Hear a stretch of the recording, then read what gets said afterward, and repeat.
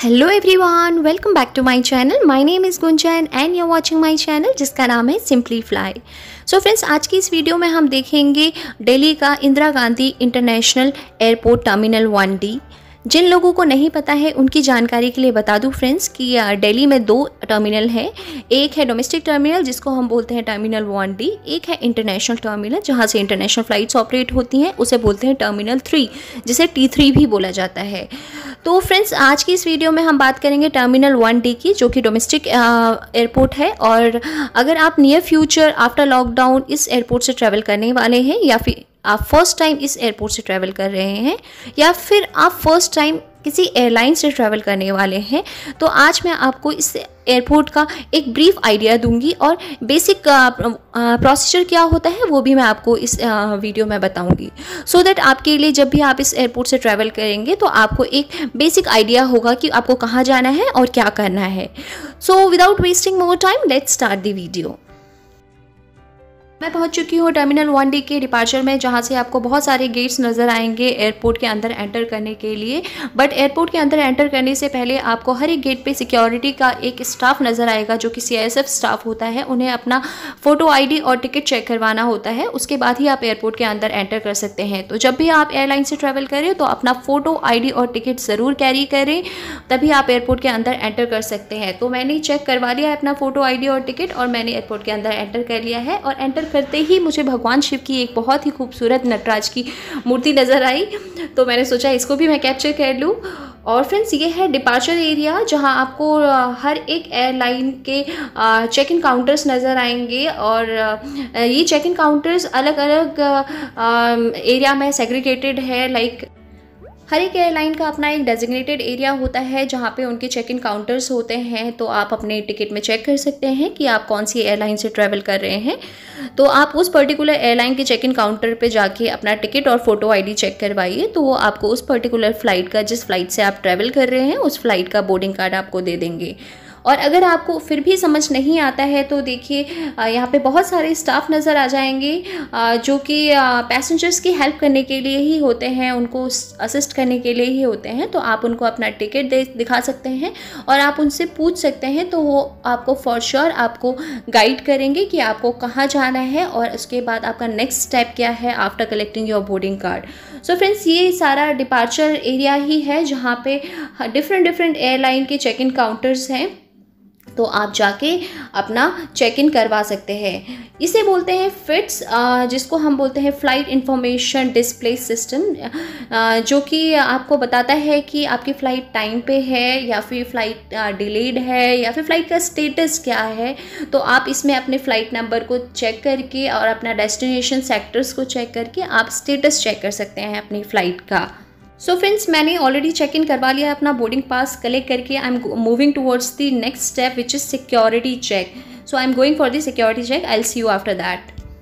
सो friends, मैंने security check करवा लिया है, और सिक्योरिटी चेक करवाने के दौरान आप कोई भी इलेक्ट्रॉनिक आइटम या कोई भी आइटम अपने हाथ में नहीं रख सकते हैं एक्सेप्ट योर बोर्डिंग कार्ड। तो सारी चीज़ें आपको एक्सरे मशीन में डालनी होती हैं, तो इसी वजह से मैंने आपको उस टाइम वो प्रोसीजर नहीं दिखाया है। सो आप जब भी वहाँ पे जाएंगे तो आपको वहाँ पे स्टाफ गाइड कर देगा। तो I have entered inside the security hold area, जिसको हम SHA भी बोलते हैं। तो ये दिल्ली का टर्मिनल 1D का SHA है, जहाँ पे आपको बहुत सारी शॉप्स दिखेंगी, बहुत सारे स्टोर्स दिखेंगे, फूड कोर्ट दिखेगा आपका। यहाँ पे जो नीचे फर्स्ट फ्लोर है, यहाँ पे आपको सारी शॉप्स नज़र आएंगी, और जो सेकंड फ्लोर है वहाँ पे फूड कोर्ट है। तो अगर आप कुछ खाना चाहते हैं तो आप वहाँ पे जा सकते हैं। और यहाँ पे बहुत अच्छी शॉप्स हैं, तो अगर आपको कुछ शॉप भी करना है तो शॉप कर सकते हैं। और ये देखिए, नीचे की तरफ है आपका डिपार्चर एरिया, जिसे हम डिपार्चर गेट्स भी बोल सकते हैं। तो फ्रेंड्स, मैं डिपार्चर गेट्स की तरफ जा रही हूँ क्योंकि मेरी फ़्लाइट में ज़्यादा टाइम नहीं है, तो I don't want to waste time and I am moving towards the departure gate. और सारे departure gates friends Delhi terminal 1D में ग्राउंड फ्लोर पे हैं, और आप अपने बोर्डिंग कार्ड में चेक कर सकते हैं कि आपका कौन सा डिपार्चर गेट है, क्योंकि ये जो सारे पैसेंजर्स हैं वो अपने अपने गेट के जस्ट सामने वेट कर रहे हैं अपनी पर्टिकुलर फ़्लाइट की बोर्डिंग का। तो मैं भी जाऊंगी अपने बोर्डिंग गेट की तरफ, बिकॉज मेरी बोर्डिंग में ज़्यादा टाइम नहीं है। तो I am moving towards my boarding gate. So finally friends मैं पहुंच चुकी हूँ अपने बोर्डिंग गेट पे और मेरी बोर्डिंग अभी थोड़ी सी देर में स्टार्ट होने वाली है बिकॉज मेरी फ़्लाइट थोड़ी सी डिले थी 5-10 minutes, not more than that. तो मैं अपने बोर्डिंग गेट के सामने ही वेट कर रही हूँ और बस बोर्डिंग अभी थोड़ी सी देर में स्टार्ट होने वाली है। ये देखिए पैसेंजर्स ने क्यू लगा लिया है, क्यू मैनेज कर लिया है, तो I am going to board the flight and now friends I have boarded the coach and I am waiting कि सारी कोच फुल हो। जब ये कोच फुल हो जाएगी तो ये यहाँ से मूव करेगी। तो देखिए फ्रेंड्स अभी पैसेंजर्स बोर्ड कर रहे हैं कोच में, उसके बाद we will move from here from the boarding gate towards the bay जहाँ पे हमारा एयरक्राफ्ट पार्क्ड है, तो हम वहाँ पे जाएंगे। So we have started from the boarding gate और अभी हम निकल चुके हैं अपने एयरक्राफ्ट की तरफ और जो हमारा जो एयरक्राफ्ट है वो पार्क्ड है bay number 124 which is quite far. थोड़ा सा दूर पड़ता है तो 10 से 15 मिनट लग जाता है आपका गेट से एयरक्राफ्ट तक पहुंचने में। ये बात कर रही हूँ मैं इस पर्टिकुलर जर्नी की फ्रेंड्स, ज़रूरी नहीं है कि आपको हर एक फ़्लाइट में आपको इतना टाइम लगेगा बिकॉज़ जो ये वाला एयरक्राफ्ट है ये थोड़ा सा दूर पार्क्ड है, इसी वजह से हमें गेट से लेके एयरक्राफ्ट तक पहुँचने में थोड़ा सा टाइम लगता है। But I must say friends आप भी मेरी इस बात से एग्री करेंगे कि जब भी आप एयरलाइन से ट्रैवल करते हैं तो आपको एयरलाइन की जर्नी का पता भी नहीं चलता होगा।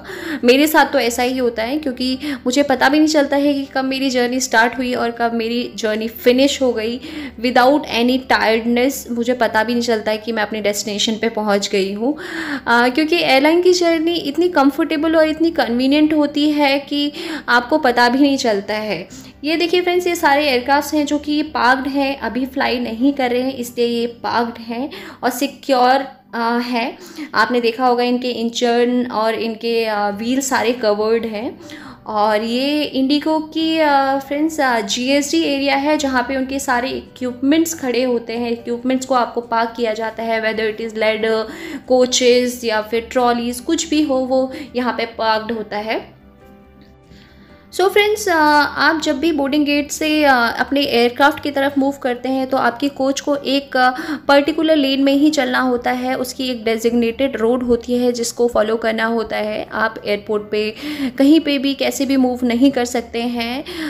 There are few roads and few lanes जिनको आपको फॉलो करना होता है। एक स्पीड होती है जिसको आपको फॉलो करना ही करना है, आप उसके अगेंस्ट नहीं जा सकते हैं। कुछ रूल्स एंड रेगुलेशंस होते हैं जो आपको एयरपोर्ट पे अगर आप काम कर रहे हैं तो आपको उनको फॉलो करना ही करना है। सो फ्रेंड्स अभी हम ऑलमोस्ट अपने एयरक्राफ्ट के पास पहुंचने ही वाले हैं। ये देखिए ये सारे एयरक्राफ्ट हैं जो कि पार्क्ड हैं। अगर इनके इंजन कवर्ड है तो दैट मीन्स ये अभी पार्क्ड एयरक्राफ्ट है, ये अभी अंडर सर्विस नहीं है। ये मे बी शायद ये 1-2 दिन के बाद फ्लाई करे या बिकॉज ऑफ एनी रीज़न ये अभी पार्क्ड है। So finally we have reached to our aircraft और ये देखिए हमसे पहले जो एक कोच आई थी उसकी बोर्डिंग ऑलरेडी चल रही है। So friends, I am also going to board this flight now and I'll reach my destination in next 30 minutes and this was all about this video and by this I am ending this video and if you have any doubt, any query तो आप मुझे comment section में comment करके बता सकते हैं। I'll definitely reply and if you like this video, please do like, share and subscribe to my channel. I'll see you in my next video. Till then, take care. Bye bye. Jai Hind.